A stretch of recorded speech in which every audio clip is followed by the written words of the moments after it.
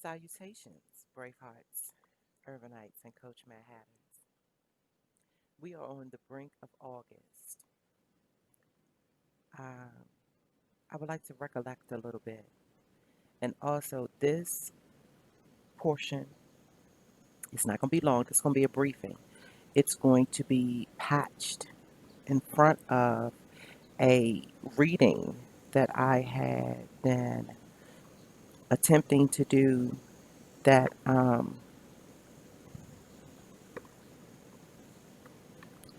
went along with.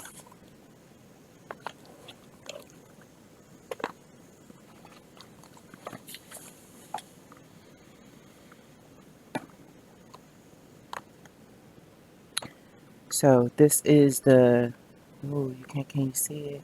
The Shadowscapes Tarot and the Joe de Vere Tarot. I was doing a small, well, I started out doing a small meet and greet reading for myself to get to know the decks. Turned out to be something totally different. Um, and so I have the first segment of that reading that will follow this clip. I did not finish it, and I think it was divine intervention. My phone rang, and what I figured I was going to uh, pause the recording, take the phone call, jump back on the recording. It didn't work that way. So so following this clip is the first portion of the reading, and I'm hoping that within the next day or two, I will conclude the reading, and then it'll just be a part two. In the meantime, there are a few things that I want to share with you. Um, and still inside my head, I'm trying to figure out how I ought to begin presenting this project. It is such a intellectual seedling, and I've been incubating and nurturing it for a while now. And so now it's time for me to push it out into public spaces and invite collaboratives. And I'm still not sure how to do that, but I know that it needs to be done. What's rather interesting is that I've reached out to several folk already with no response, none whatsoever. And I'm actually toggling in between my mind saying, okay, I'm not doing this. I'm going to hold on to it, and however it goes, I want to but then my heart says this is something that needs to begin to find its momentum into the outer limits of this reality. And if you keep coddling and hugging, and yeah, it's never going to get in front of the people that it needs to get in front of. It makes me think of my sons. Okay, one of my sons is a couple ticks from 30, and then I have an 18-year-old, and I think of both of my boys, and both of them are Aquariuses, and I often speak to them in terms of, as well as my daughter, who will be 26 in less than 2 months. Um, I refer to them as my godlings, and here's what's interesting. As we all know, and I think the majority of the masses of human beings will sign on to the notion that says that hindsight is 2020, and sometimes it's 2040, 2050, 2060, 2080. You get real crystal clear when you're able to look back. It's one of the reasons why I'm an advocate of Sankofa, because even just the symbology of, which I like to call the golden goose, it has its feet planted forward, but it's looking back, meaning that it simultaneously looks back into the past while it's situated in the present, And then it has the opportunity, the options, the prerogative to swivel its view, whether it's in the past, the present, or the future. It can swivel its view while there's an egg right in front, meaning that it doesn't lose sight of its fortune. It doesn't lose sight of its axiology, the things that matter, the things that are valuable. It doesn't lose sight of that. It's right there close in front of it, but it still has the ability to swivel. It has the awareness that it can even swivel, and it takes advantage of that awareness, and it's always keen to that awareness. So, with that said, the majority of what's going to be presented in, oh, hold on, I almost jumped my point of view.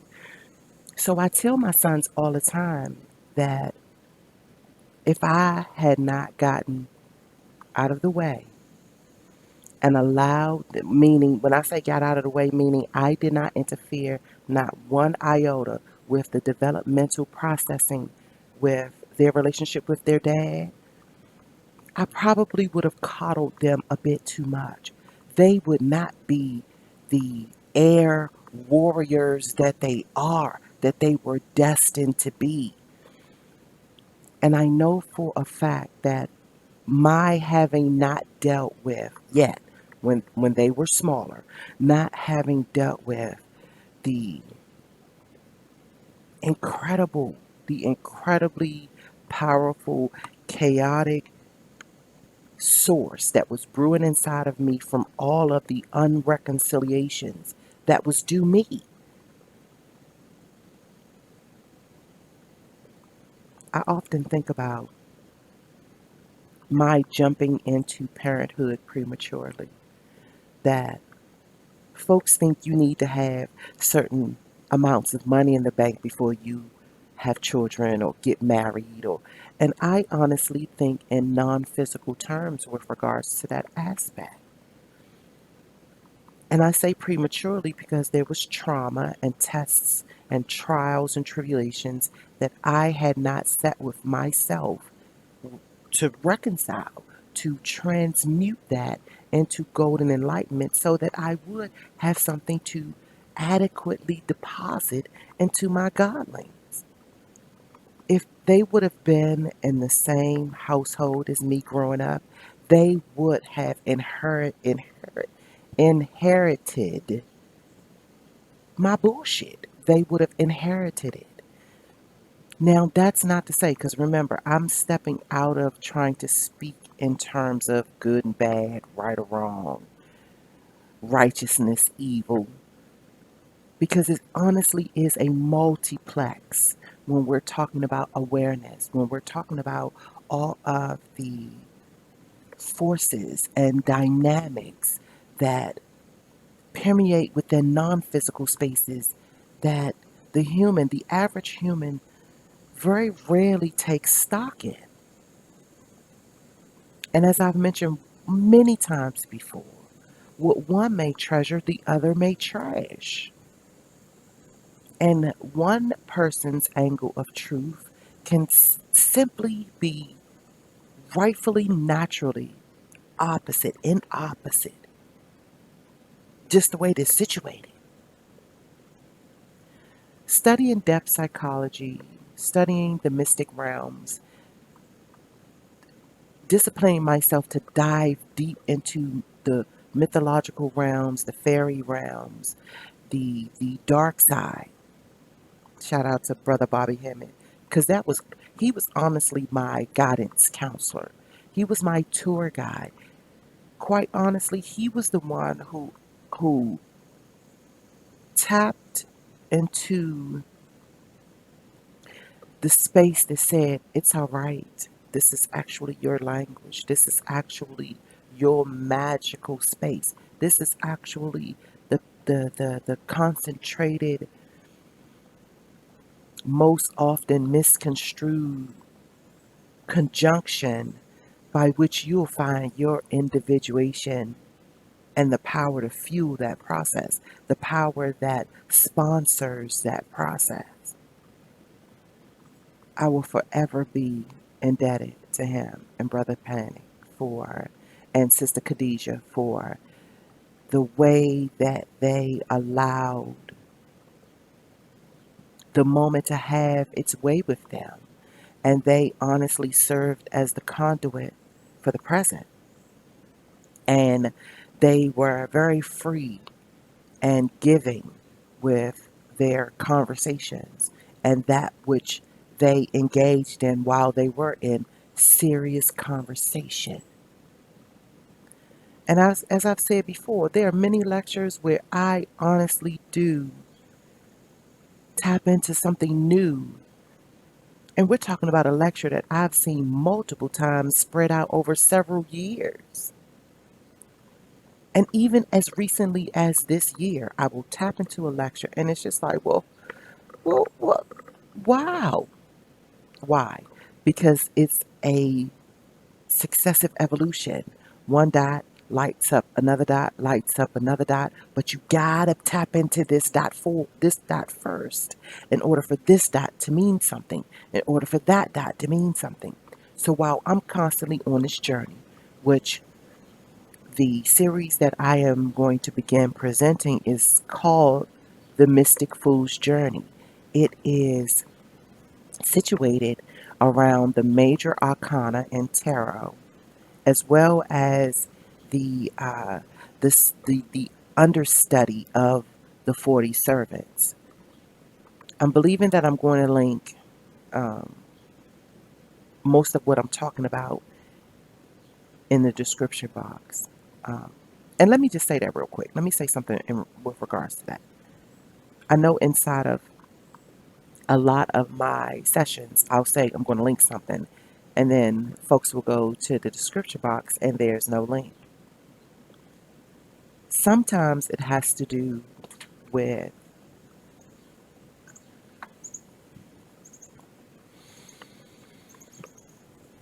I just be plain old forgetting, but other times it has something to do with me figuring that it would be better suited in another segment. Um, and I don't think that that's such a good idea because everyone does not watch or bump into segments to watch them in a row, and that all of us are patchworking. We even though we're on this substantial path towards golden enlightenment, we're still patchworking this thing. Um, I think I'm going to always and forevermore be in gratitude for not only the YouTube platform, but just the permission that many enlightened beings are allotting themselves to share inside of public spaces. I don't know where my awareness would be if the Brother Bobby Hemmett Summit was not uploaded for me to take hold of years after the fact. Quite honestly, I don't think I would.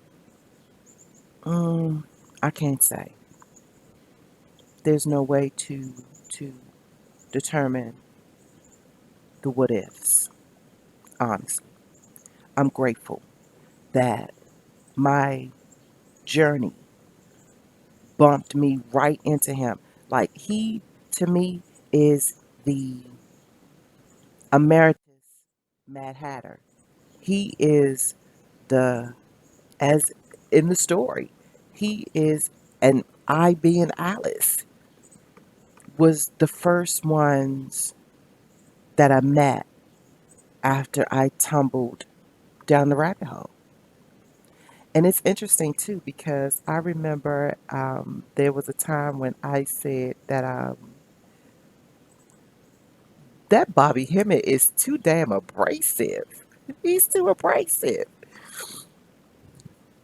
That was my first go round.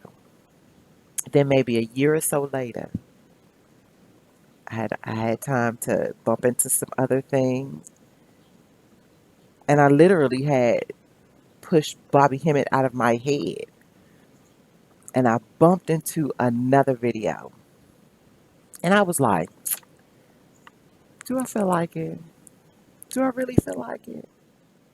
And even had the nerve to toggle back and forth for a few weeks before that same video popped up again. I was like, "All right, let me check it out." Amazingly so, by the time I checked back in, not only did I feel exactly the way that he did with all that he was presenting, I took up the oath that I was going to train myself. I was going to get my intellectual and my emotional feel, like my cup runneth over, my feel. I was going to get my feel of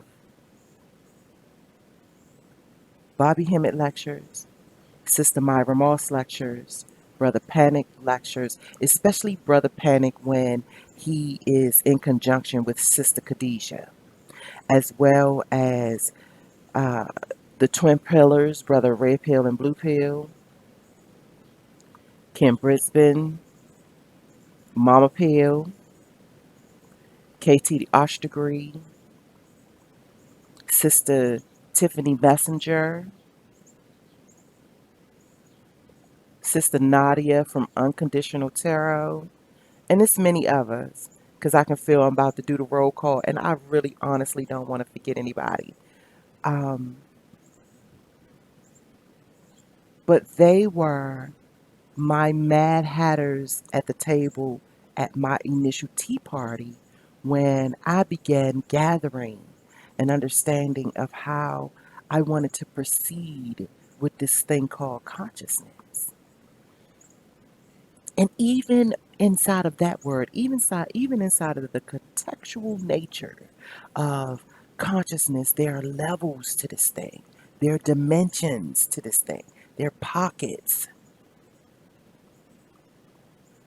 There are dots that must be connected, and they are dots that even light up in levels. So the first time you tap into it, it dims.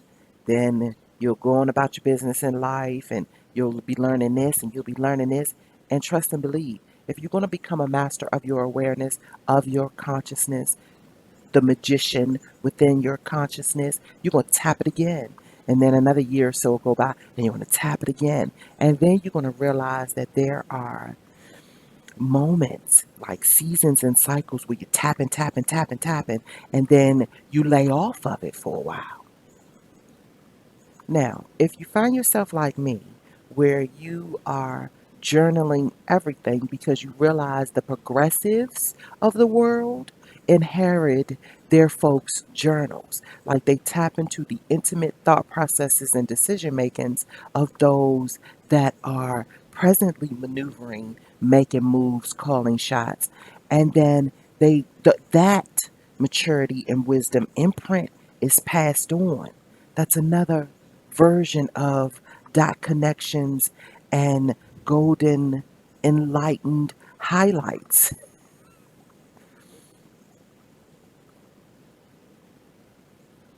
The museums, and just imagine the type of societal constituent that will go and open up a museum, a curator of content and context. Just imagine that type of person. Imagine the one that will go inside of the ancient pyramid and figure the scrolls, the ancient text, to be way more important than any treasured trinkets. Those are the folks that I am attracting. Those are the folks that I am traveling intellectual and emotional paths to connect with. No fuckery is allowed here. Only those that are serious may inquire. And I can tell from the minute we commune in conversation if it's something that you fuck with, if it's something that you're going to click with, if it's something that you're interested in finding yourself inside of. We're all on a journey towards a productive nature and courtship with self. Yes. So, being on that journey and then coming across the Mad Hatter and a table full of intellectuals might be a little wacky, and you're going to have to make room for that. And even if you sit at the table and there happens to be things that you don't quite understand, you have to allot patience to know that you might not get it now, but the next time you hear it, and the next time you hear it, and the next time you hear it, it'll resonate a little differently. To this day, I will just to prime myself, just to discipline myself. If it's within the context of what I am studying, I will sit inside of a 3 hour lecture, even if only 30 minutes of it I honestly understand. I bookmark, I dog ear that particular lecture and send intention inside that corridor between my head and my heart to say, we're going to hit it again. I'm interested in hitting it again.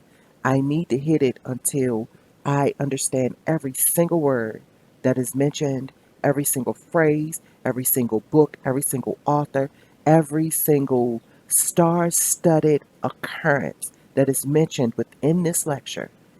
We're going to hit it until we can understand all of it.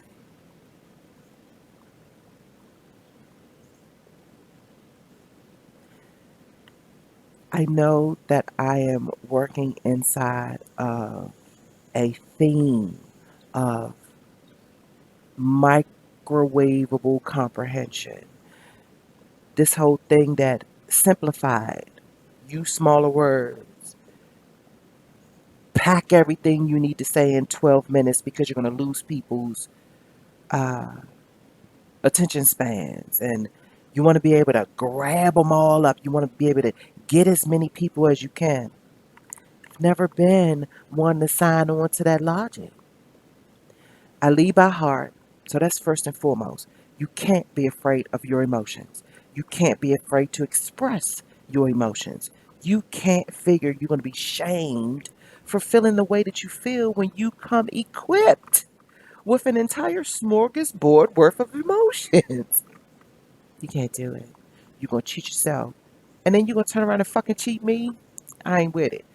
What I am producing is even if you're not aligned with your emotions, you can't be afraid of them. You can't be running and shunning them. You have to at least be able to face off with them because that's what it's all about right now. The logic stratosphere has had its way for centuries now. And that's one of the reasons why everything is so fucking lopsided. It's because it literally wanted to pack up and suppress and oppress the yin part of life while the yang swang. Yeah, yeah, the yang wanted to dangle, yeah. And I promise you that this is not a male female, like at opposites type of deal. It's not. But you have to know where and when to exude your masculine or your feminine. And through agenda, by design, the yin, the feminine, the divine goddess, the great mother, the three sisters, all of that primal, very rich commentary and perception and perspective was packed away. Let me tell you what I think. I don't know if you are in tune to the myth that surrounds the Sphinx, where it says that even the physical Sphinx at the Giza Plateau is hiding a doorway. I think either it's under her breast or right on her side where the rib that's missing. There's a doorway. And inside of the Sphinx, metaphorically or literally, that's the uniqueness of the mystery.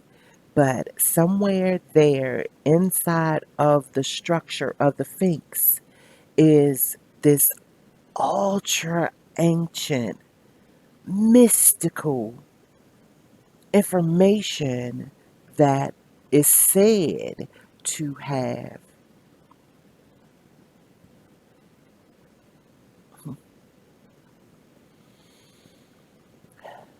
Let me take my time because I'm telling you, I was about to get super excited, about to get up and dance in a few minutes. Okay, so one of the reasons why I had to pause is because one thing that I know for certain is that there is a group of human beings that, if they could, would shatter the entire structure of the Sphinx just to see what's within.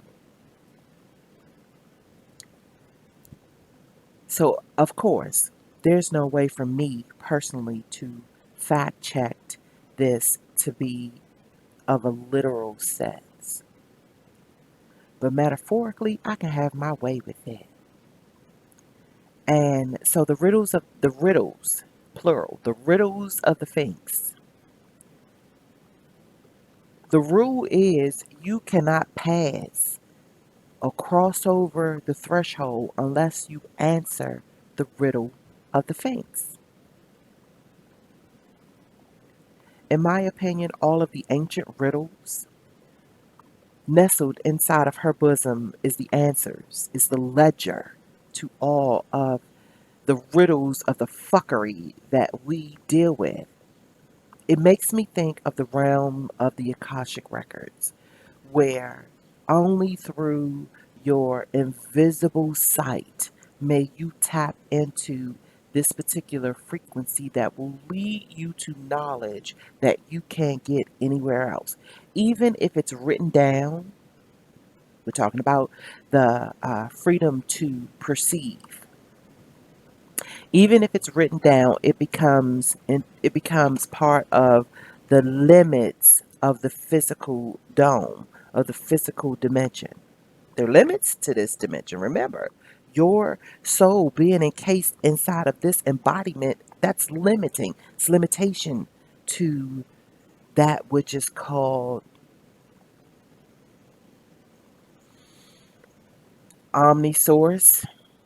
Trying to figure out a term that's all inclusive because everybody gets so touchy if you don't call their divine what it is they call it.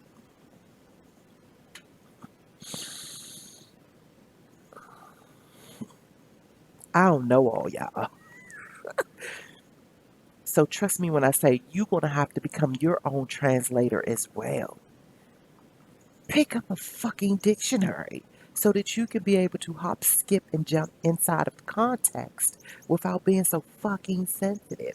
And trust me when I say, as I've said before, if I'm saying it to you, I done said it to me many times over. That's why I'm free to be able to say these things because I've said it to me. I'm not hemmed up. Now that don't mean I'm completely free with a whole but yeah. But that's we gonna talk about that later. Anywho, the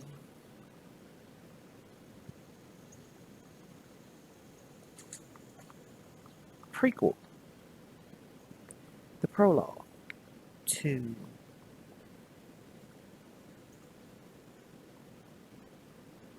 your relationship with self, your courtship with what C.G. Jung calls the collective unconscious,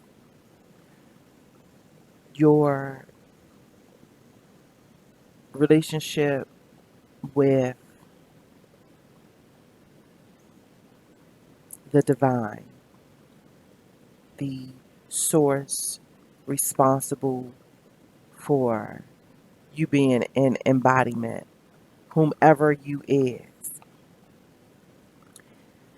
So, of course, I have new journals, and yeah, Amazon is popping these days. So sometimes I feel cliche-ish to be saying I got it off of Amazon, but I did. So it comes in a pack, and I've already moved into several of them. So here's the deal. When we talk and so I'm holding these up because I am subliminally, well, now I'm directly inviting you to, which I will put the link to these babies because they are delightful. But I'm inviting you to go on this journey with me. And it is a journaling journey.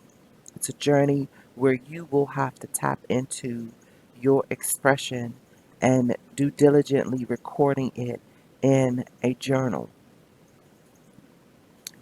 It is surrounded around the major arcana, considered the Mystic Fool's Journey. Now, there is an entire lecture series that is dedicated to this particular journey, which I will link so that you may explore and get the full understanding of what awaits you if in fact you do accept this invitation. You will also need a deck of your choice as long as it's tarot. I think I think I'm a link. I think I said it even in the session, the recording that follows this clip. That I think I said I was going to put the link to the Shadowscapes and the Joe de Vere deck. Um, but you can go on Amazon and um, pick what it is that your heart resonates, whatever it is that you're drawn to. Um, Now the 40 Servants Oracle deck is not on Amazon. Um, so I will definitely have to latch that link onto this session so that you'll know where to find it. But you can do a simple search online. That's how I got it. Um, which is backup if in fact I forget to link it.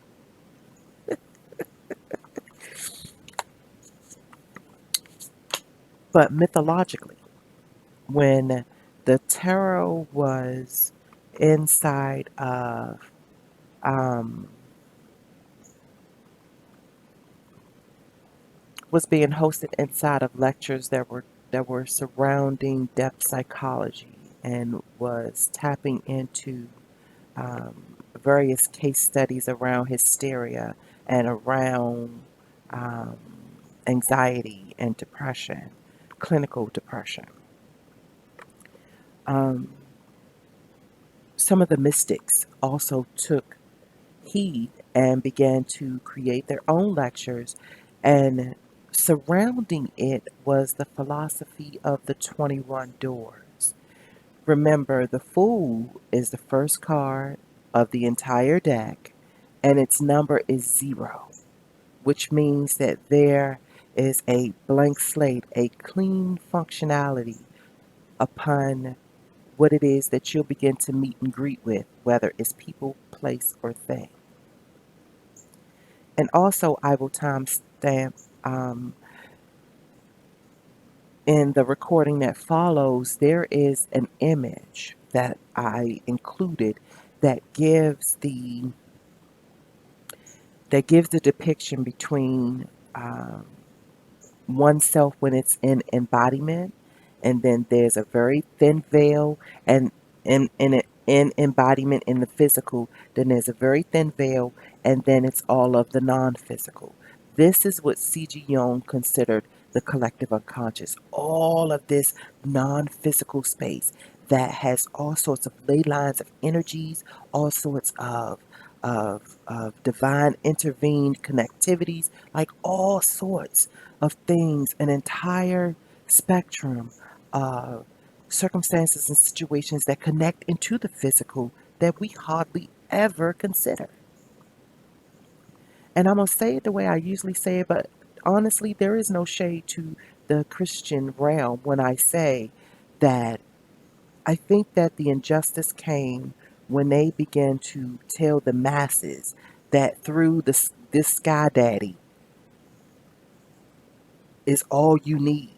Prayers to the sky daddy is all you need. The one and only sky daddy. And it's amazing because I was part of the Christian motif all of my late teens into my mid 20s. And when I say I'm a scholar, I'm a student naturally. Whatever I put my hands on, I'm studying it. That's just the way I am. So it doesn't matter what is put before me. If it grabs my attention, I'm gonna study the shit out of it. That's just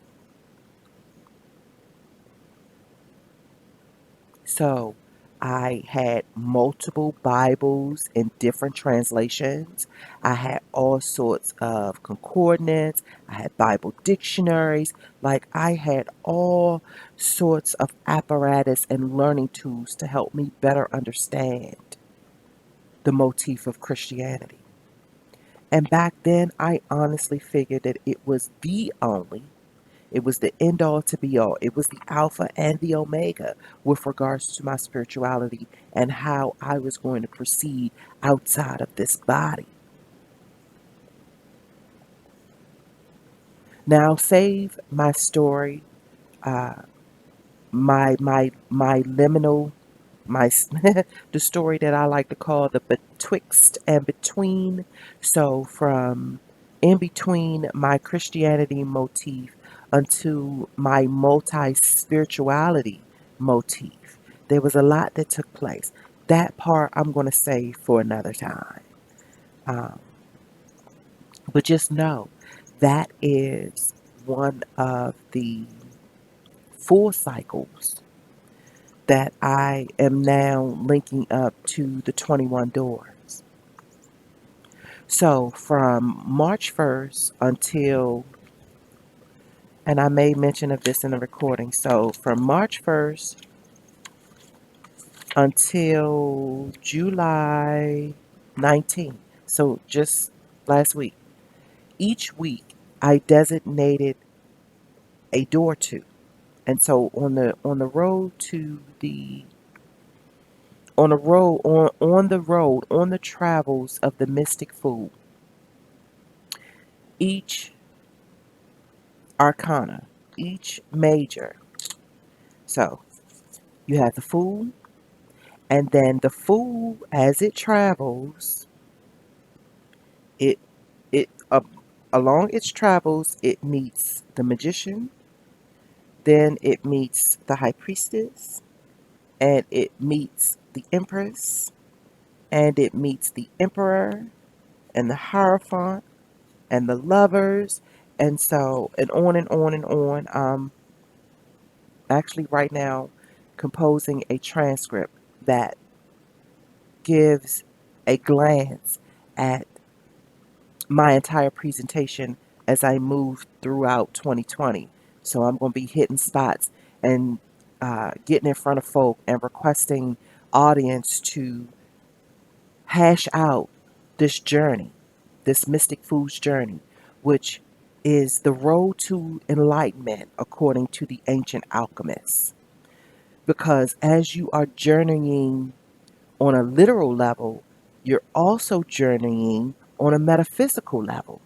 You are journeying in terms of what will be transmuted into metaphor.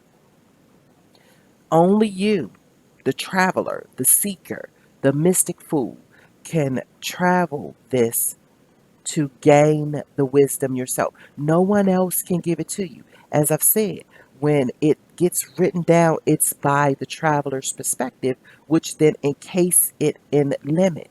But when you're traveling along with just you and your tappings or your linkages to your collective unconscious, the sky no longer has limits. You honestly step into Wonderland, the dimension not only of the unknown, but the dimension of limitless possibility. So, Outside of the Fool, each meeting has its own door. Okay.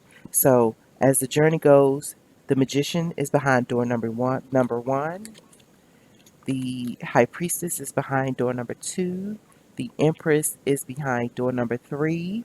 And also in the recording, I may mention about how I kept dealing with the number three, the number three, the number three, not even realizing that I was being associated behind the scenes, being associated with my empress likeness.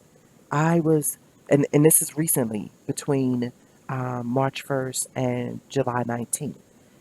I was literally in this meditation mode where I was learning the powers of the Empress. I was learning the archetypal characteristics of the Empress, and not specifically just in that energy, but the Empress in relation to she has to be in knowledge of many different areas. She has to have a firm understanding and awareness that there are 21 doors and who's behind those doors to be able to zoom out of not only her journey, but when she serves as counsel, the Empress is counsel. The Empress is guidance counselor, guidance counsel.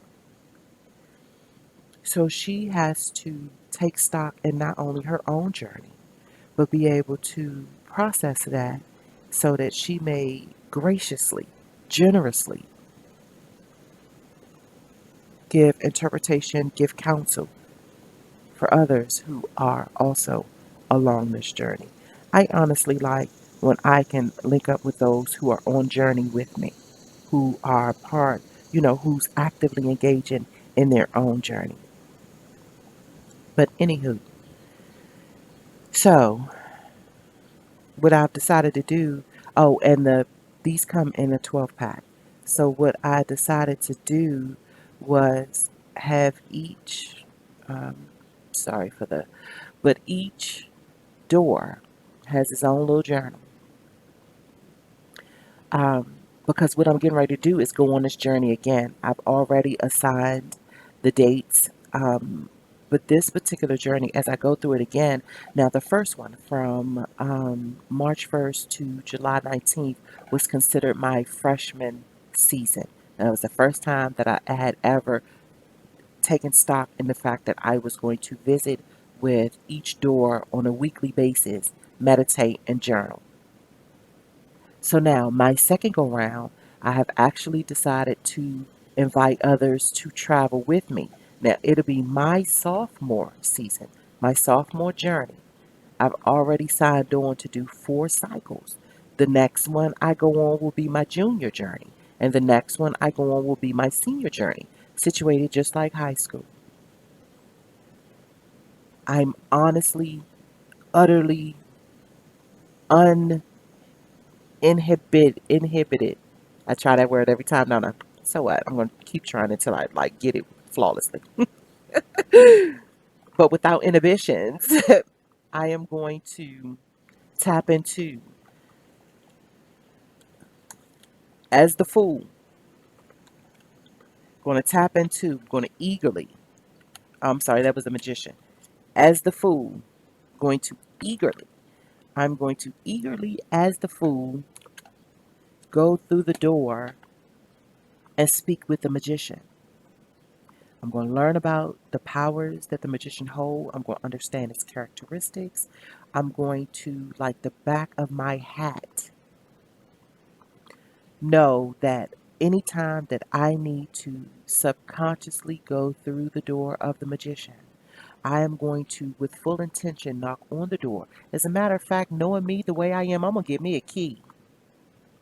That's just how I get. Magician going to give me a key so I can come holler at him or her whenever I get ready. Remember, the magician is androgynous, so it has no gender.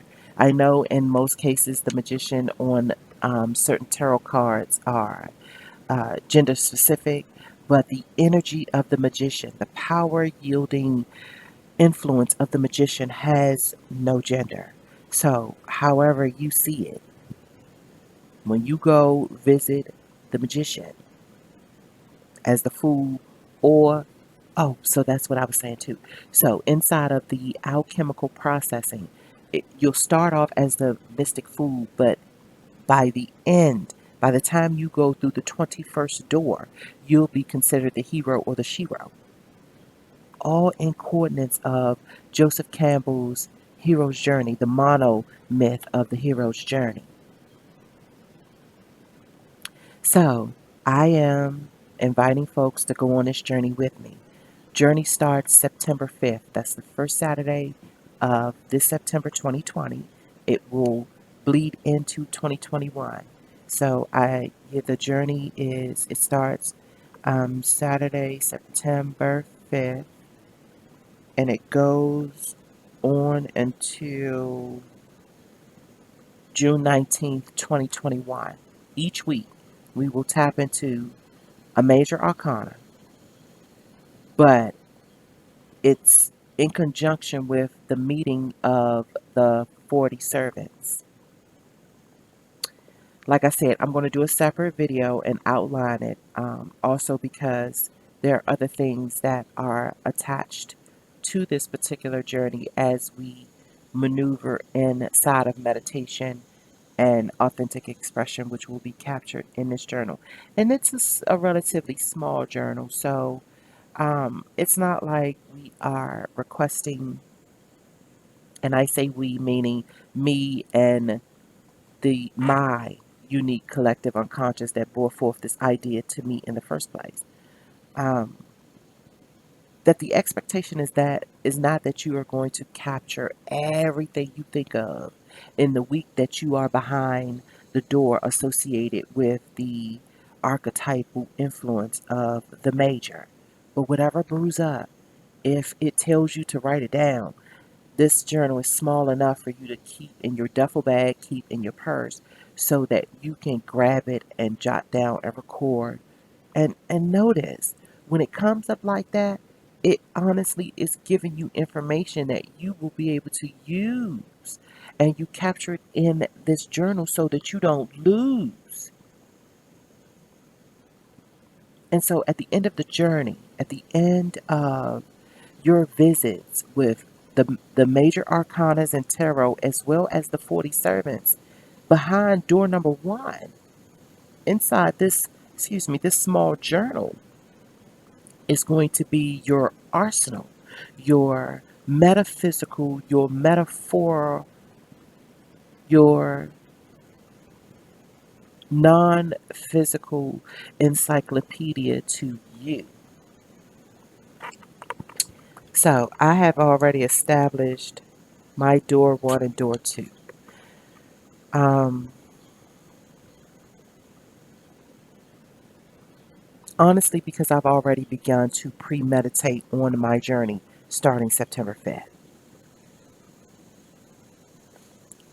Each Saturday morning from 8 a.m. to 9 a.m. Eastern Standard Time, I am going to host a collective conference call where if you officially enlist, which I will link in the, I got a whole bunch of shit I'm linking down there. Forgive me if I miss some things. I will make sure to refer to my notes so that I don't continue to keep promising to latch and and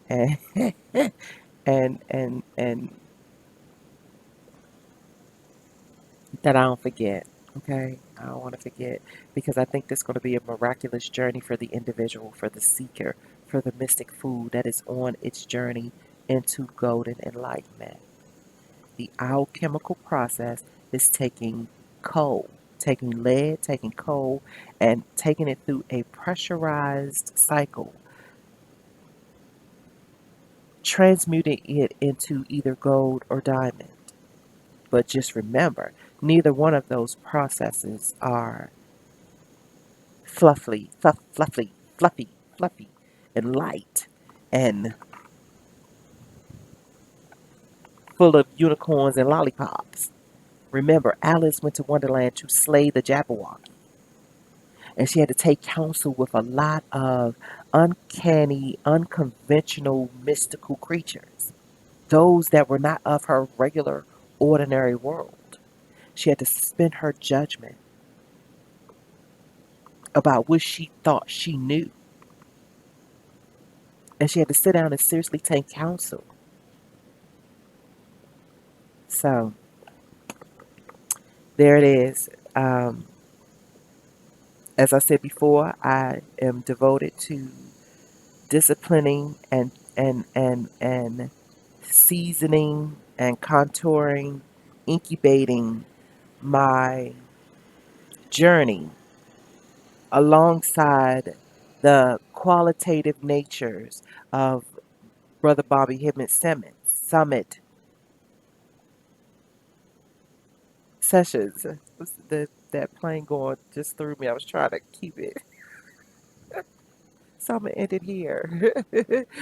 Stay tuned for the first half of the recording of the meet and greet reading that I did with the Shadowscapes Tarot and the Joe DeVere Tarot. What else did I want to say real quick? Oh yeah, so me seasoning myself along the qualitative natures of Brother Bobby Hemmett. Remember, he did 8-hour lectures, and you knew that you were a warrior when you were able to sit in tune, front line and center, with undivided attention and took adequate notes. That's how you know you are on your way to mastery. Team Last Dragon. You better believe it.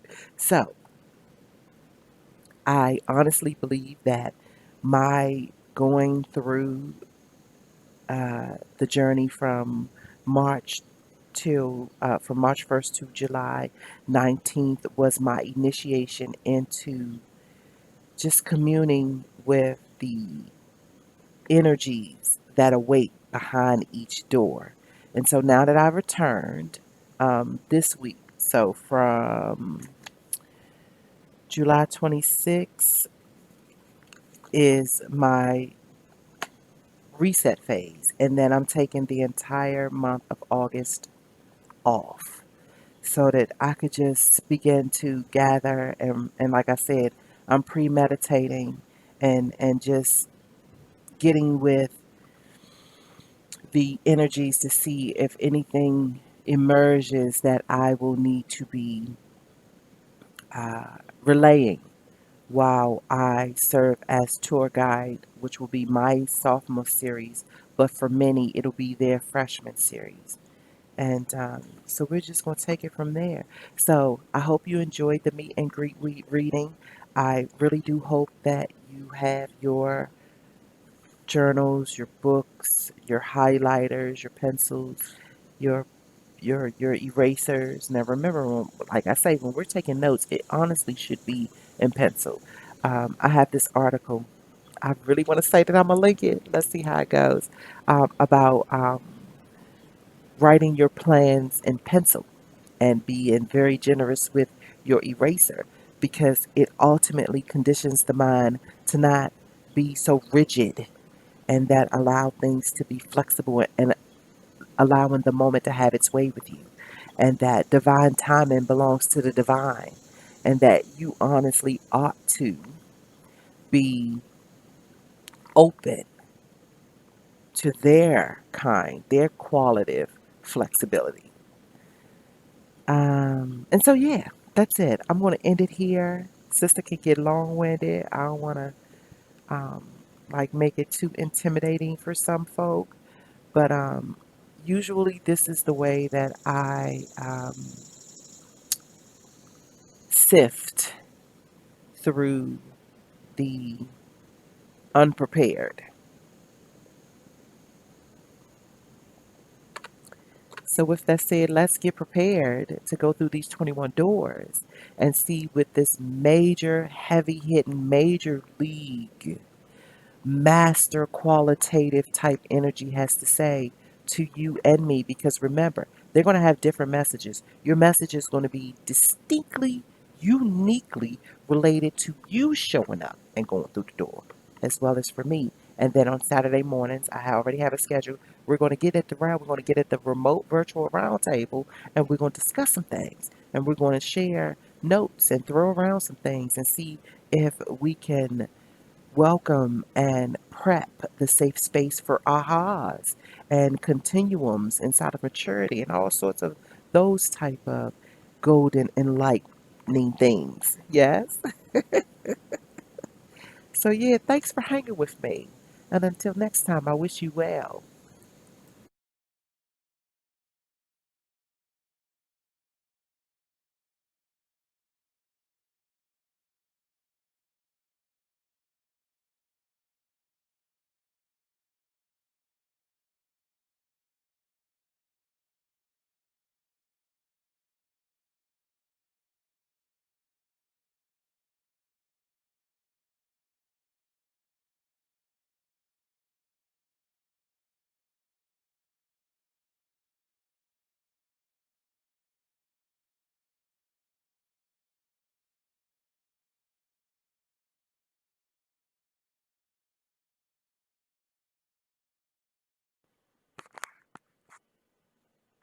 Hello there, brave hearts, urbanites, and Coach Mad Hatters. And guess what I got? So I decided to do a meet and greet with two decks that I recently received that I am absolutely in awe of. And so the Joe DeVere Tarot by Paulina Cassidy, I'm starting very much to like Miss Paulina Cassidy and the work she provides inside of her cards. The imagery is fantastic, as well as the Shadowscapes Tarot by Stephanie Human Law, which is also a very decadent deck. So when they first arrived, of course, as I always do, I pull out the guidebooks and I sign my name and record the date of the day that I received cards, as well as who they're from if they were gifts. Excuse me. It's the end of the day, folks. My apologies. I'm running on films here. So, but I wanted to get on here and talk about something. So let me read something to you real quick out of the Shadowscapes Tarot.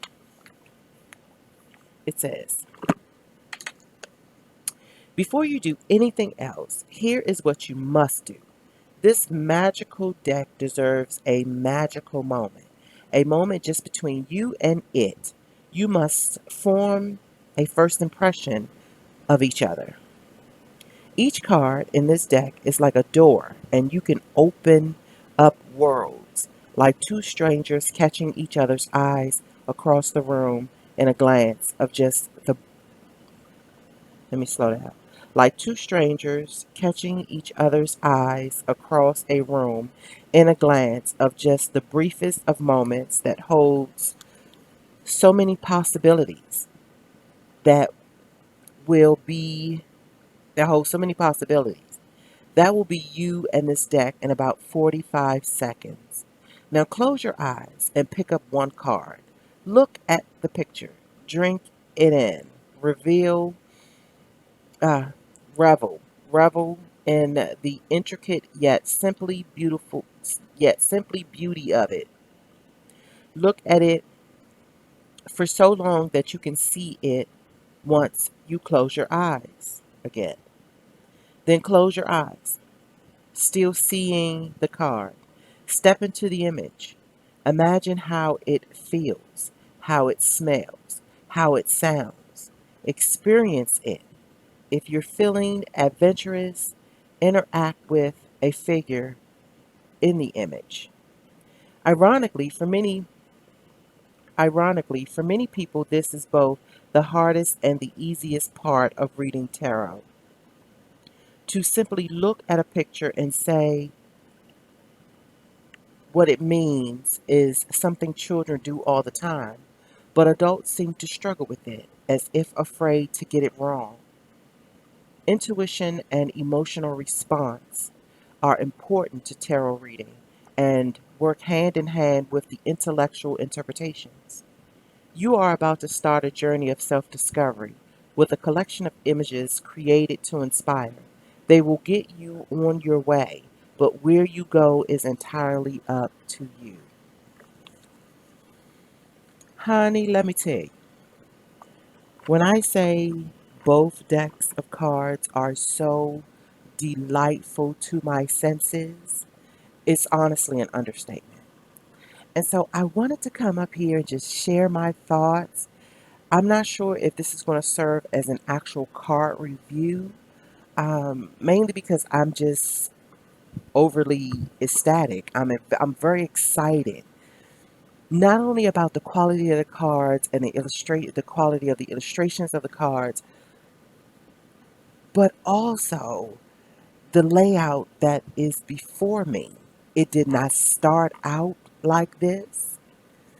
It actually started as one card, me following the directions to shuffle, close my eyes, and pick a card. So that's card one. And because of the fine detail of the cards, the image that I posted inside of this session, you may not be able to see unless you freeze the screen, do a snapshot, and maybe enlarge the image some kind of way. But I am going to somewhere in this video give you a list of the cards um, that I'm working with in this spread right here. So I'm calling it the Meet and Greet spread. And the majority of the cards in the layout is from the Dreamscapes deck. The two cards in the corner is from the Joe DeVere deck. And I specifically did it that way because I needed two strong messages to hold down as anchors from my Joe DeVere. And joie de vivre is a French word that simply translates as the enjoyment of life or the delight of life, the exuberance of life. I just added in there. And so, because I wasn't particularly feeling full of optimism and hoopla, I really didn't want to do a full spread of Joe DeVere right now. I just wanted a couple little sprinkles to that I could blend with my reality, but I honestly wanted my shadowscapes. That I wanted my shadowscape message to come through. I am, as I've said in many other recordings, I am finding myself inside of the space that holds true to the saying that's linked onto the Haitian Revolution of standing in front of the firing squad without flinching.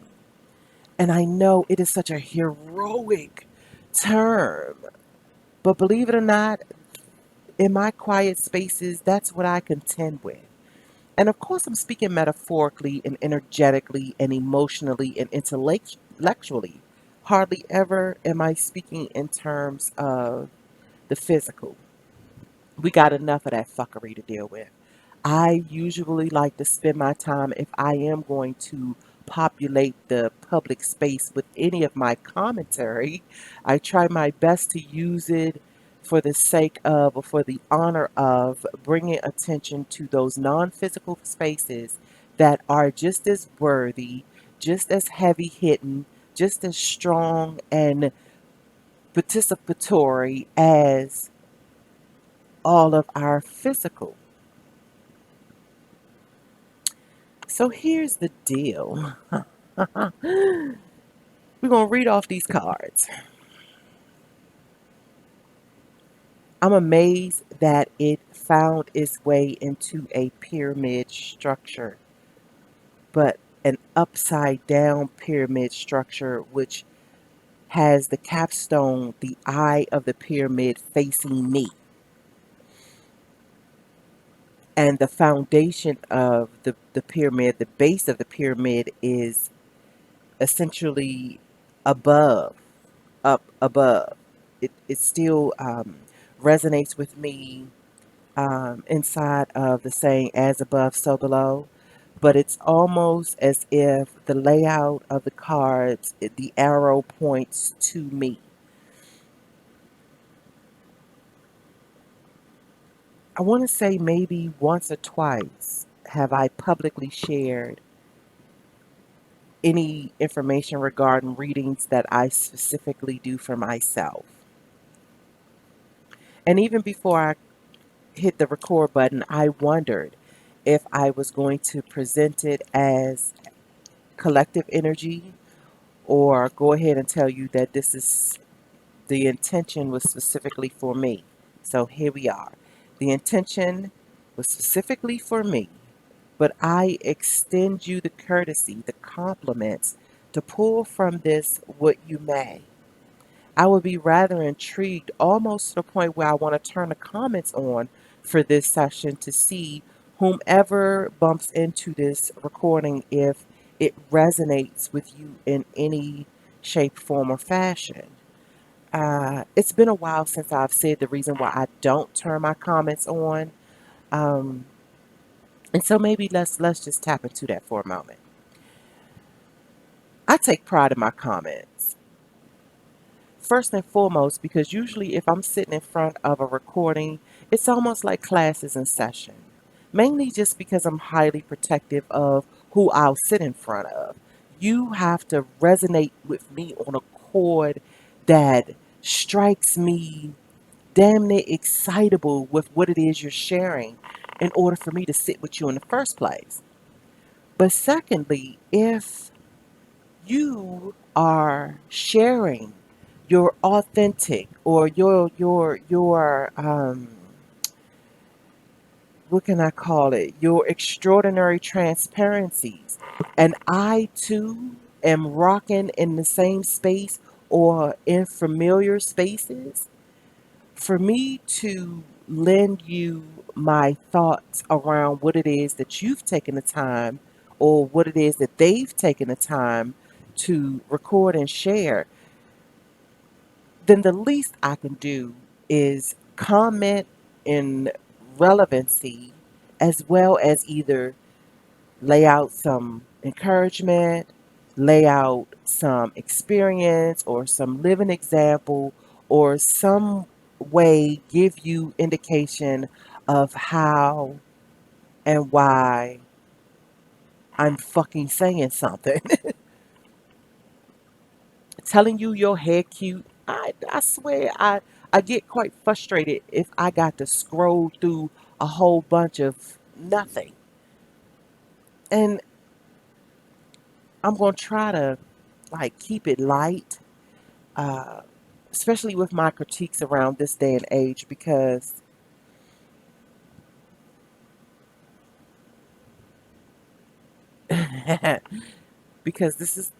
just because this is the way I feel does not mean it has to be the way that everyone feels. And I'm learning that. I'm learning that with all sincerity. I am learning that. But it's still one of my pet peeves is to scroll down, and I'm talking about 400, 500 comments worth of nothing.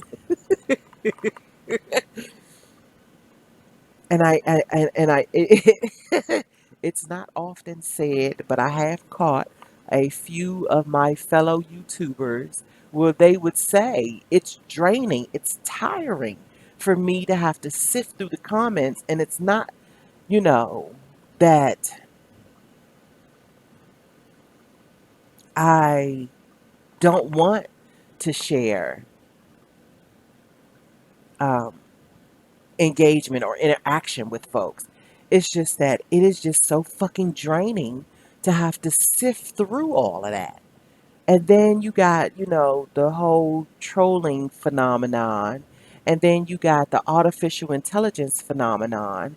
And it's already enough that you have to put time and energy into composing the recording or the video.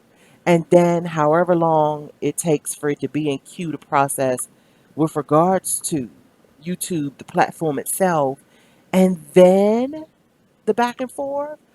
So the least I could do is at least chime in with supporting evidence or some type of angle that affirms that we studying together, we researching together, we discovering together. We're compadres in this thing called golden enlightenment. So I'm not sure yet. I'm not particularly sure if that's what I'm going to do um, just yet. But let's get into the cards because they're rather exciting. So across the top row, base of the pyramid, Ten of Pentacles. And that was the card that I closed my eyes and it said, pull the first card and then began to meditate on it. And yeah, so and it's a gorgeous card. If you're into tarot, please, I think I'm going to link, I think I'm going to put the Amazon link inside of the, um, the description box so that you can at least take a look at it. To hold, to have and to hold these cards inside of real time, right in front of your eyes, is a moment all in itself. And it honestly was a magical instance for me to sit in front of these cards and one by one take a glance at them and then meditate myself into the image. Now, I'll have to say, if you're not one that is courting your imagination, I'm talking about courting your imagination just like you court your significant other. If you're not allowing your mind, your darkness to richen up, and that's by closing your physical eyes and getting quiet so that there be the least amount of sonic interference possible. It's called quietude. In the early days of psychology, when they were baffled by the challenges of hysteria,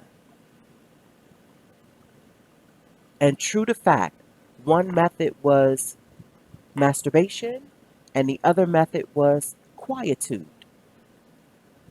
And if you really think about it in the 21st century, neither one of those avenues or modalities is as valued as it should. Now, I can't, like, right at the moment sift through the politics of either one of them or the political correctness. And in my last recording, I kind of made mention about how I'm steering away from that perception altogether. But for the sake of context and continuity, I will use it here to say that how about this? Or even the dogma that's associated with it, the and all of the doctrines that is associated with um, not openly and honestly cherishing the practice of masturbation or the practice of quietude. Everything has to be fast and furious and in an instant and with some other human and etc. etc. I'm not even, yeah, I don't feel like it.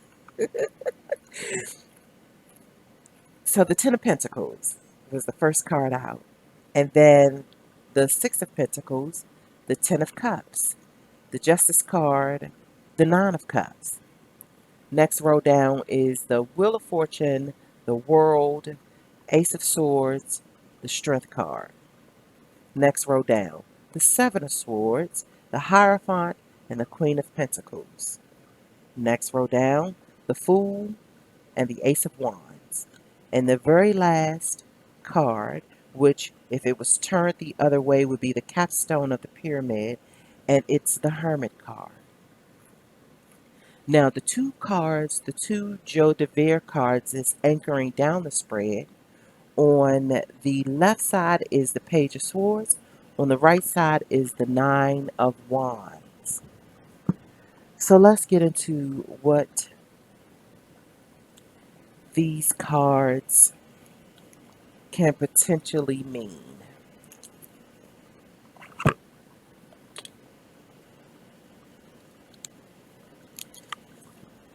Let's see. And so straight out of the booklet,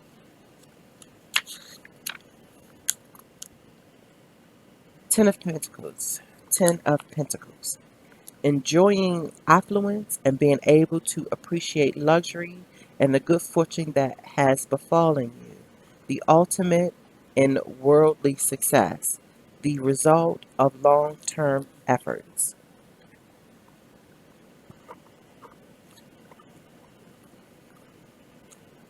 Six of Pentacles.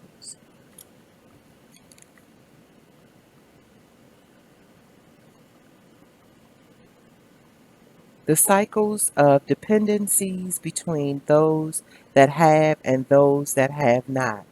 Who is truly that? Who is it truly that is the benefactor? Who holds the power? And it's really interesting to me that this will be my second card out because that has been one of the things that I've been contemplating. And in this instance, we're talking about pentacles, which means we're talking about physical, material, people, places, and things. And most often when I'm toggling with it in my head, it's six in one hand, half a dozen in another. Like back and forth it goes with me swinging in and out of different types of context and content. So in this instance, it's three in one hand, the divine trifecta in another. And for the last 6 months, concentratedly, I have been pulling out threes everywhere, pulling out threes. It was just like three wanted to highlight itself to me. It wanted me to investigate it. It wanted me to acknowledge when it showed up across my paths, when it was showing up in other people's lives and crossing their paths, how it was joining me and more in union, like it was doing all of that, especially in the realms of metaphor, that which speaks to me in metaphor, as well as the significance of the divine trifecta. The three sisters is one of the three witches, the three oracles. That has been a very substantial theme, especially in the last 90 days specifically, for what it is that I'm going through, which I have yet another recording now in queue to talk about the Fool's Journey, which is the walk through the major arcana of the tarot. Been studying that, but I'm still very new to the journey itself and what it means when the Fool goes and meets each major. But I do have plans to uh, unpack that and speak that out as I grow closer to the end of that particular learning curve. So, the context of the Six of Pentacles, and if you notice how I ain't even tapped to talk about the Ten of Pentacles, mainly because, for one, it's been my wish upon a star since the beginning of the year. And right now, it feels like I am so fucking far away from the Ten of Pentacles. I'm a little touchy, little tender about that. So I'm going to hold that for a minute. I'm just going to allow it to save space for me.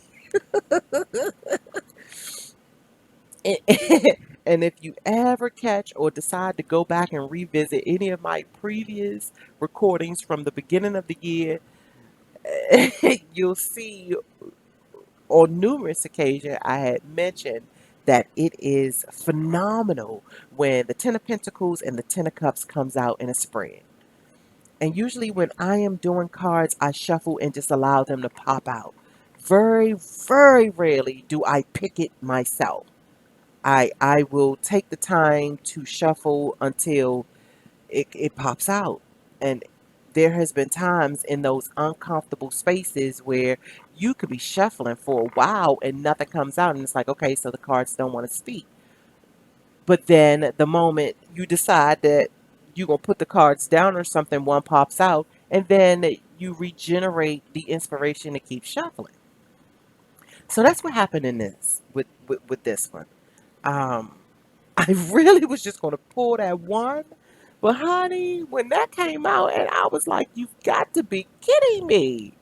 So, of course, I meditated on it. I did my visuals. Of course, I renewed my wish upon a star, just rolling through and making sure that my beings that sit right on the other side of my numinous threshold knew that I was still down for everything that I had already had been asking for. So it's like, yeah, we still in that realm.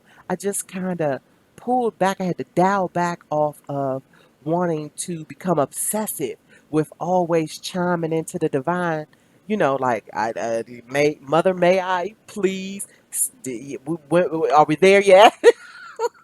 Like with that fact, didn't want to become impatient.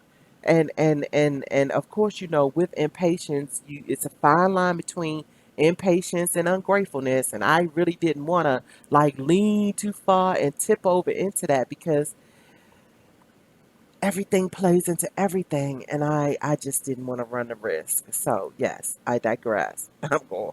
Let me reel it in. So the Six of Pentacles and me and my threes and my research and discoveries around the divine trifecta, which I am now situating as far as how I begin to view things in this specialty kind of lens. It's my story, my art, and my acoustic alchemy. And I have been writing about this in um, several articles over the past couple of years, especially when it was really new to me. When I was inside of my learning curve, trying to figure out exactly this power of three, what it was all about, and that kind of thing, like tapping into the mystical realms and understanding mythology around it. I was obsessed, and so it has smoothed out a little bit, but I still tap into it, knowing that it is something that has to remain. It has to become a fixture inside of my purview because I think we overlook a lot of clues and cues around the power of three and what that actually means to the individual inside of their individuation processing. So here we go on to the Ten of Cups.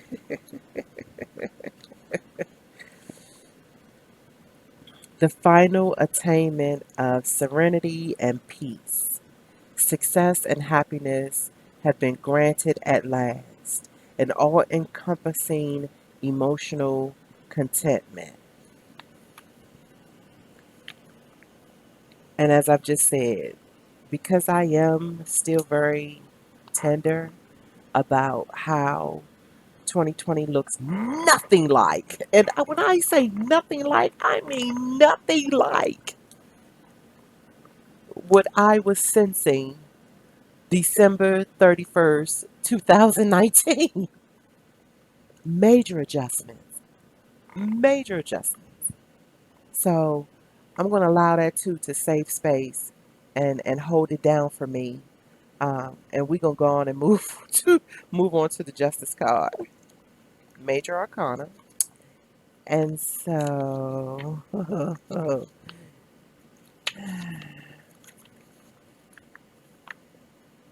balance, harmony, equilibrium.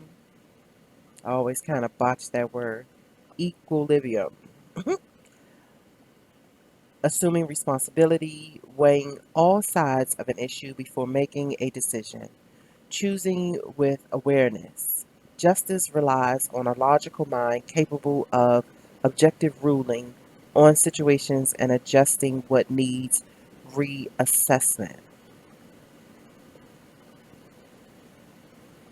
Now, what's rather intriguing to me in this layout is that the Justice card is sitting right next to the Nine of Cups, which is the last card on the top row. So the Nine of Cups, enjoy the pleasure of the scenes, satisfaction and wish fulfillment. The fortune is assured. The future is assured, and there is bounty on the horizon. Because, and I just looked at something. Look at that. Okay, so because the Justice card is in between the Ten of Cups and the Nine of Cups, I am almost in awe to say that not only are we being called to redesign what we see as justice,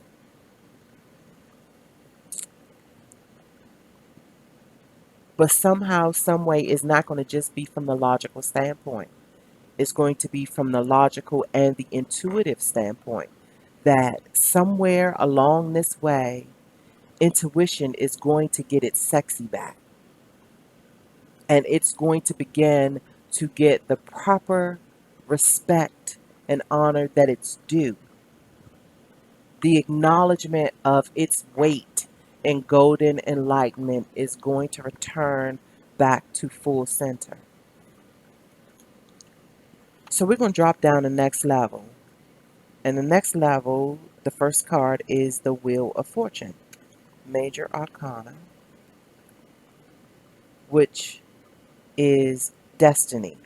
The weaving of life's threads coming together, fate, turning points, movement and change, patterns and cycles, and an interconnected world.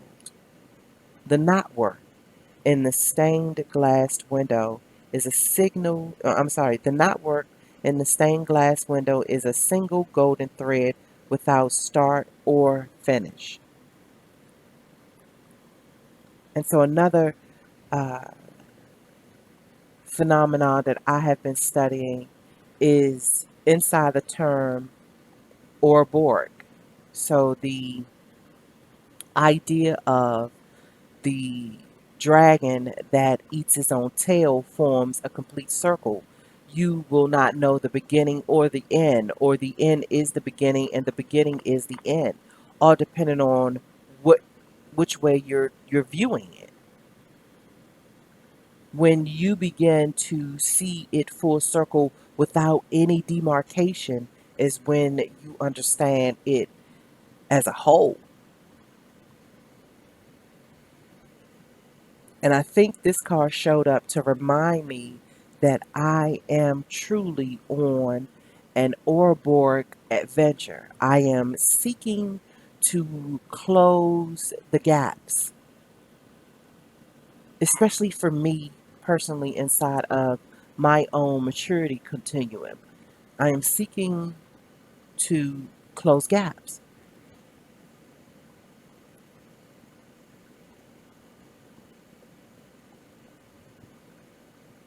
Now, with me still being novice in the interpretations of tarot, it didn't strike me as, what's the word I'm looking for? It didn't strike me as remarkable as I know that it's bound to. And I say that because I've seen other Tarot readers, when the Wheel of Fortune and the World card are situated right beside each other, they seem to get extra excited. And so I know that it has a lot to do with the fact that I am not fluent in language yet to be able to understand the connectivity between those two cards sitting side by side. But here we are. The next card is the World.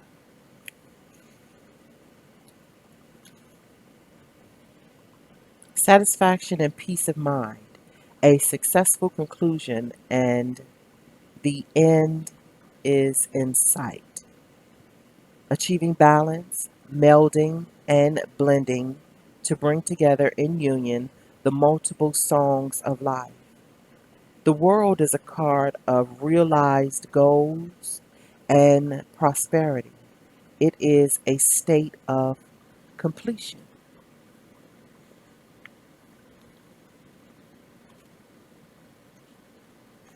And I am going to let that sink in for just a moment longer. As a matter of fact, I'm going to read it again. The World, satisfaction and peace of mind, a successful conclusion, and the end is in sight. Achieving balance, melding, and blending to bring together in in unison. Ah, and that's one of my favorite words. Together in unison, the multiple songs of life. The World is a card of realized goals and prosperity. It is a state of completion.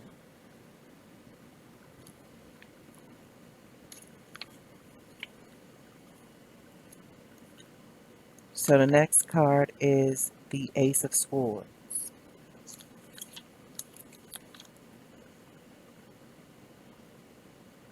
The sword slices with the swift assurance of justice to clear the obstructions that hide the truth.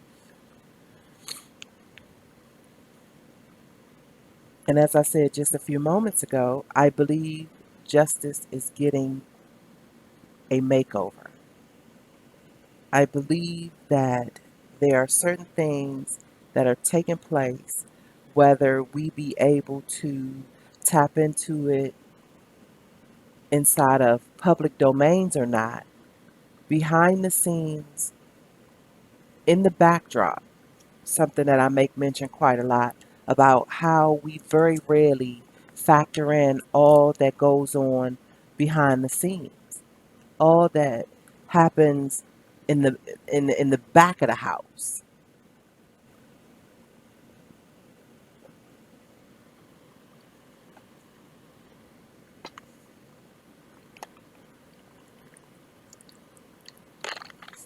And I do believe that it's true that there are a lot of behind the scenes adjustments and remodelings that are going on, far too broad for us to be able to grasp our individual minds around. But as things continue to unfold, I believe somewhere, somehow, upon a collective, even if it's a collective unconscious level, moving into the different slivers of consciousness per individual, that we will begin to sense the massive manifestations that are going on that are yet to be seen. I think the Ace of Swords showing up is telling me that my notions around that are not too far fetched. That in fact, there are things happening behind the scenes that will not be readily available just yet, but they are still in progress all the same. And so the last card of the second row is the Strength card. And I always love to see this card, mainly because it always feels like I'm running out of strength with every second. Like I be patchworking my strength together. Like you want to talk about the strength that Jack built, honey? Listen,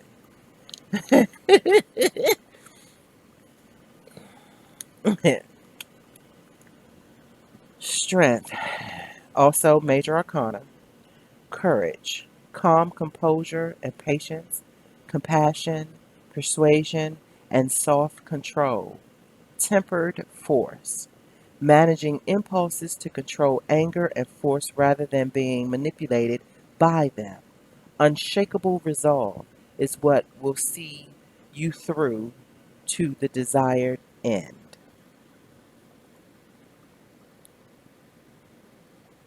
An end to me is completion, it's reset. And there are a few journeys that I've been traveling simultaneously that I've been traveling for a long while now. And I was just telling my best friend earlier today, and he knows, like, we even giggled that our friendship has lasted 30 years. We were neighborhood homies and we went to the same high school, rode the same bus to school every fucking day together. So we have longevity under our belts with regards to the type of conversations we've had over the last 30 years. And so he knows quite intimately my journeys and my challenges and all the things that has kept me up at night and things that I have cried about and struggled with and even struggled to heal or struggled to get better with and and and missing the mark on so many occasions and all my false starts and I'm thinking I'm about to do this when I end up doing this and what I initially thought the end result or the end game ain't even close to what I had initially envisioned. I'm dealing with that right damn now. And the truity of the whole thing is that no matter how many times I step into the realm to create something, compose something, write something, share something, discover something, it honestly is a clean slate. It's a reset of cycle. And so now I'm a little gun shy about some things because there are some things I figured should have manifested by now. But who am I to say? Because I had no idea going into it. Remember, the fool's journey is all about step one. Taking the call, being the fool, not really knowing what's going on. And when I speak fool, I'm speaking in tarot terms. I am not speaking in urban social terms. In urban social terms, the term fool has a bad connotation to it. In the world of tarot, it really just means the beginner's mind, the clean slate, the one that has the the way I like to call it, the one that shows up with the blank journal, which means you got all of those pages to fill on your travels. Means your mind is not cluttered up with what you think you know. You honestly showing up knowing that you will be absorbing and being deposited upon.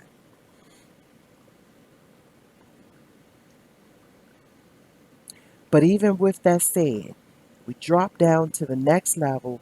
The very next card out is the Seven of Swords. And it is a tricky card. It's a card that shows up to let you know that there is tricky energy around you.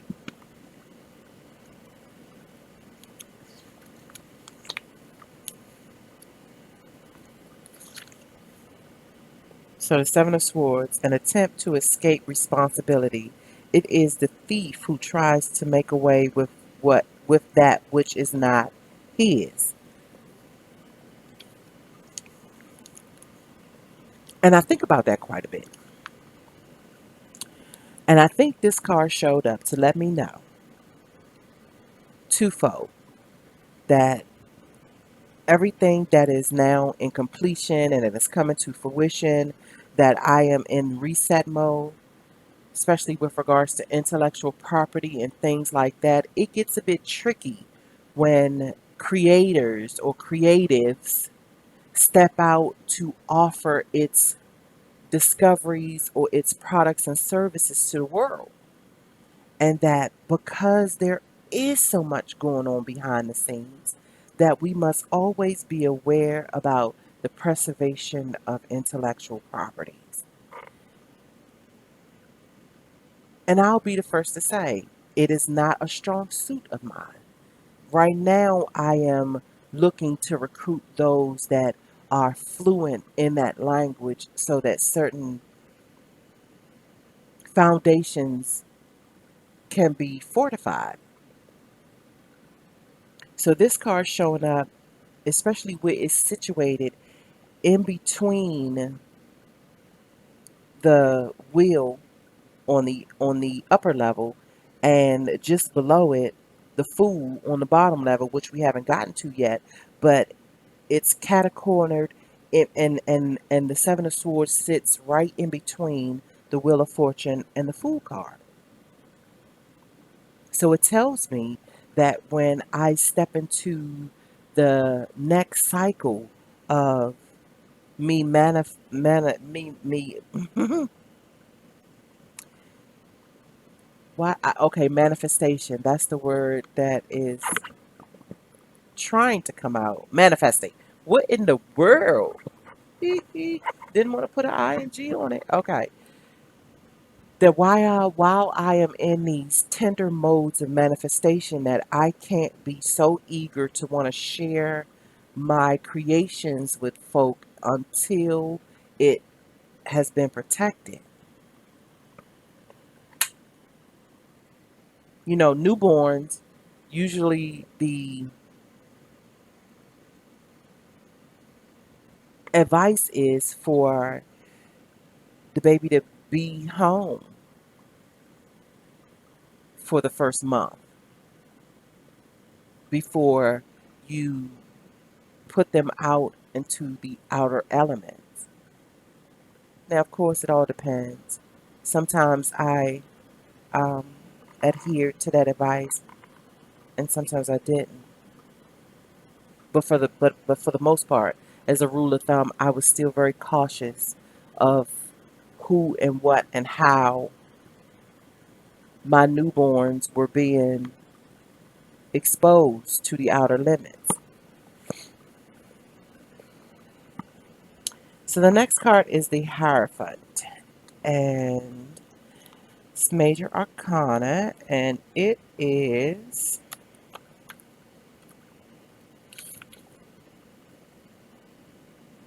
the Hierophant's roots reach deep, entwined around secrets and traditions and the ages. He believes in ritual and ceremony, in pursuing knowledge and deeper meaning, and in the rigidity of a belief system. He is the teacher who can help unravel mysteries.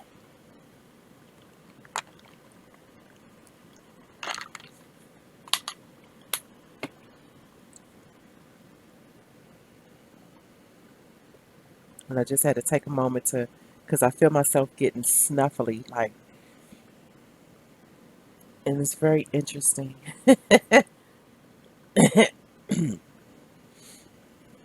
Yeah, and I'm not congested. I'm just, yeah, just a bit snuffly. So, unraveling the mysteries. The great teacher, I like to call the Hierophant. Um, and I know many readers will attribute it this when this card shows up to marriage or the sanctions of uh, the municipal life. And in some instances, I do too, but not here. I especially where it's situated. This could pretty much be looked at as the heart of the spread, and so it feels to me as I am interpreting my own shit. That's why I say, and I'm probably gonna get it on a T-shirt. Everyone should read tarot, even if it's just for themselves. Everyone should tap into the language of tarot. If you really want me to tell you about it, I think it should be in grade school, middle school, high school, and on into university. But only the mystical, magical schools. And honey, let me tell you, you got to clear intelligence to get into those joints. You ain't just walking up in there and paying your little tuition and gonna fuck it off. No, you have to really be ready to learn when you walk up in that spot. And rightfully so. Let's not, I'm talking shit right now, but let's not get it twisted.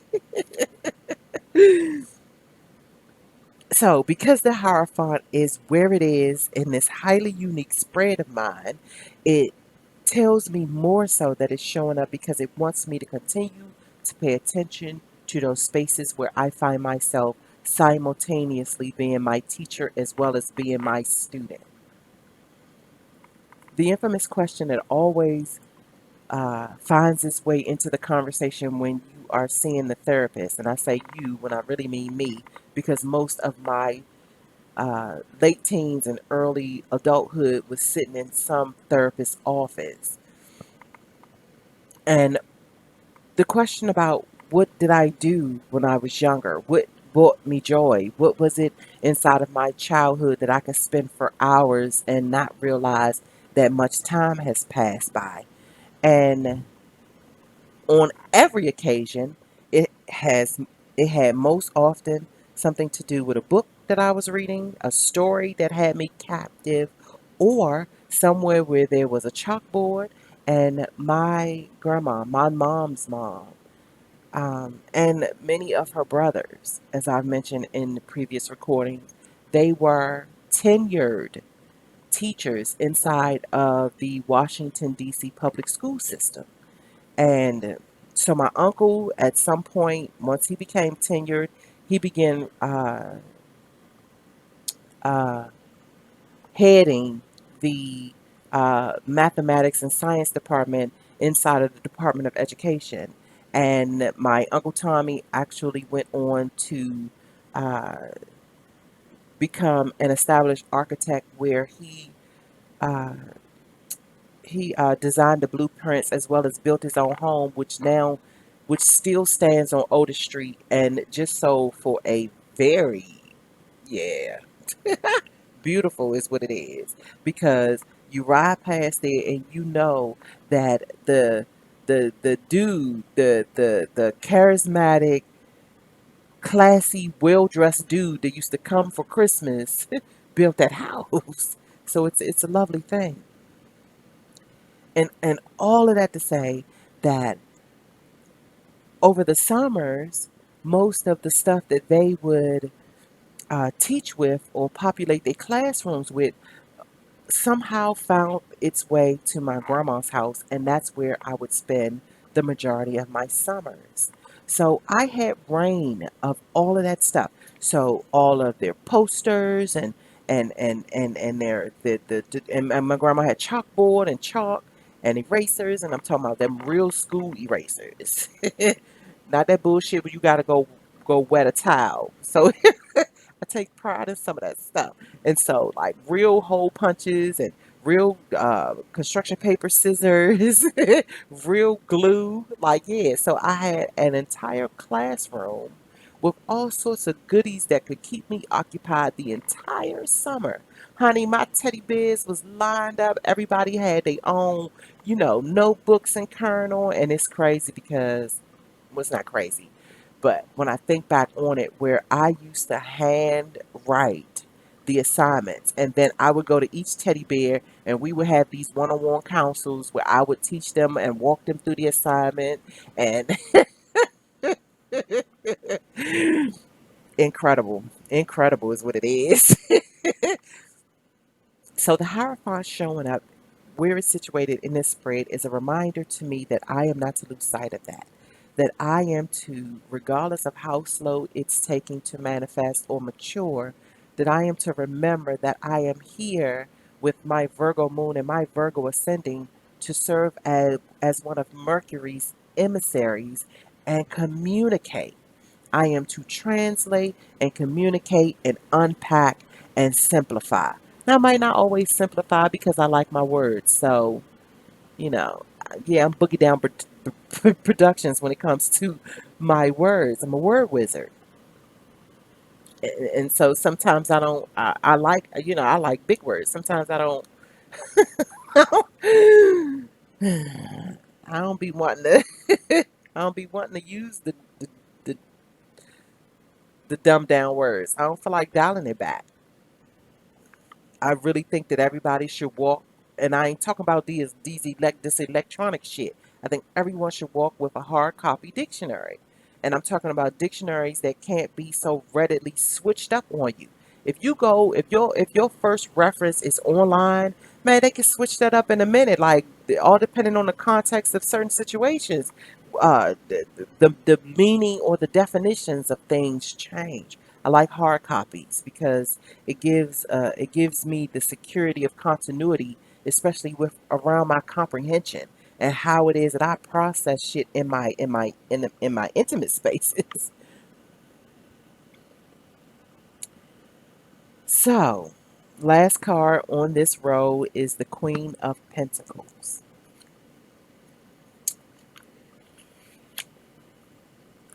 Queen of Pentacles, she yearns to nurture and care for others. She is She is brimming with generosity, possesses a warm spirit, and will lend her support to any who asks. And when I say this is an intriguing card, this is a very intriguing card. And we're talking about the Shadowscapes deck. Very intriguing card it is. Okay, so we are now down to the next level, and it is the Fool, which it's showing in Major Arcana, the first of the Major Arcana, and this showing up merely confirms to me that I am in transition into a new cycle. And there are other indicators that prove this as well, but as I said earlier, I'm going to wait and share that in um, the reading that's coming up probably in the next day or so. And I'm really going to unpack it with regards to my own uh, fool's journey that I mapped out that started on March 1st. And so just a little bit. So each week I meditated and studied on a major arcana. And so it's 22 if you include the fool. But the thing about it is, I didn't even realize back then when I put the weekly card assignments on my calendar, I went in and literally put the Fool for the week of March 1st, and then the Magician for the next week, and then the High Priestess for the next week. And so all the way from March 1st until this week, which is the week of July 19th, yes, the world. And so I've just completed. Well, I'm on the precipice of completing um, the last segment of my fool's journey, just with regards to meditation and journaling. And I figured that I would do a recording, just a recap, and maybe share a couple of journal entries and just speak about my experience. Now, I have a brand new cycle that's starting that I am going to be inviting a few people to tag along with me, but it's a little bit more intense. The journey that I am now concluding, I am considering it to be my freshman journey cycle. And so the next one resets, as we were talking yesterday about the Phoenix reset mode when it emerges into a new creature. So I'm only taking a week off, which is the last week in July. Come August 1st, I am back on another journey, another fool's journey, which I will then again go through the process of meditating on the major arcanas, but it's going to be with a couple of other added components. And so it's going to elevate. So I'm going to keep the fundamentals of the fool's journey in association with meeting each major, but then I have other pieces of scholarship that I am intertwining in it, which will also take on the form of journaling. And then by the time that cycle finish, I should have another series of journal entries that will be significant. And yeah, we'll see how it goes. So the fool, new beginnings and adventures, pleasures, passion. She rushes ahead, thoughts and she rushes ahead, thoughtless and rash, doing before thinking, obeying instincts. There are unlimited possibilities opening up for the seeker.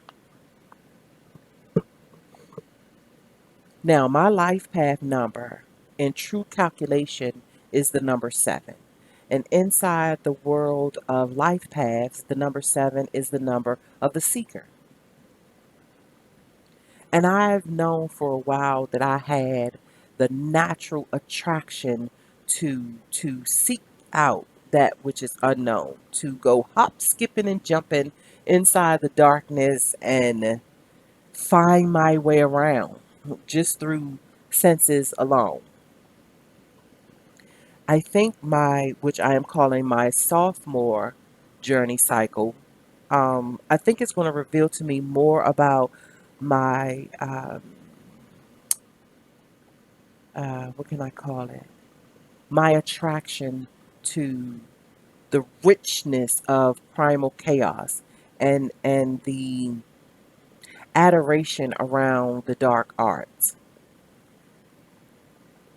That there's equal and honorable richness inside of the shadows and the valley and all of the things that most people would like to shun and run from.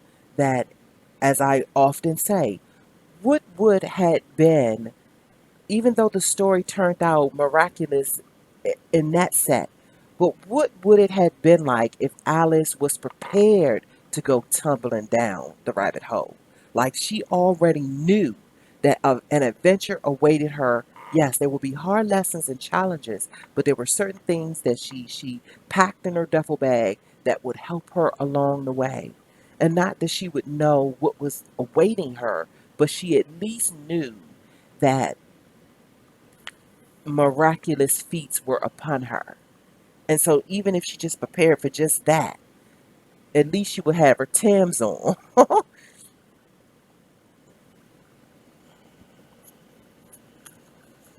So the Ace of Wands is the last this row right before the capstone of the pyramid. And the Ace of Wands, the possibility of creativity, excitement, adventure, a challenge to step forward with courage and confidence. And I tell you, the layout of this, I probably will be contemplating it maybe for another 3 weeks, I'm supposing. I'm not sure. But definitely all of next week, seeing as that it's the week in between the closing of this cycle and the starting of the next. And so the capstone is the Hermit, Major Arcana, and it is the card that directly faces me as if this upside down pyramid, it's not as if because it is, it's pointing directly to me to say, we have messages for you. So the Hermit, being introspective, seeking solitude, withdrawing from the world, and giving or receiving guidance. The Hermit is an inspirational friend and teacher, and his help can illuminate the secrets of one's own mind. So, yeah, um, I have been telling many folk that the greatest the greatest peril of urban folk is that they turned the language of tarot into this thing that they wanted to link to sorcery or evil, or in some kind of way just made folks very, very scared of understanding how to tap into the messages that can come forth in the cards. While all along, other cultural denominations be tapping into it. When I say tapping into it, I'm talking multi deck. They got the man, what? Like they in it. And they be in it to win it. We're the ones around here with no night vision.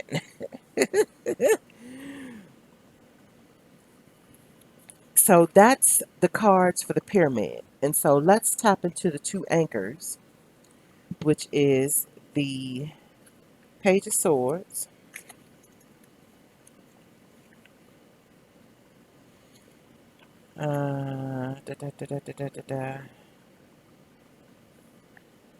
clarity, practicality, intelligence, insight, communication. So that tells me right off the break that I am on set. I am on cue for that which I am speaking about and that which remains in my purview for me to speak about, and that I am not to lose sight nor courage about what it is that I must, put forth to say. As I mentioned in the previous recording, I am working due diligently to remove my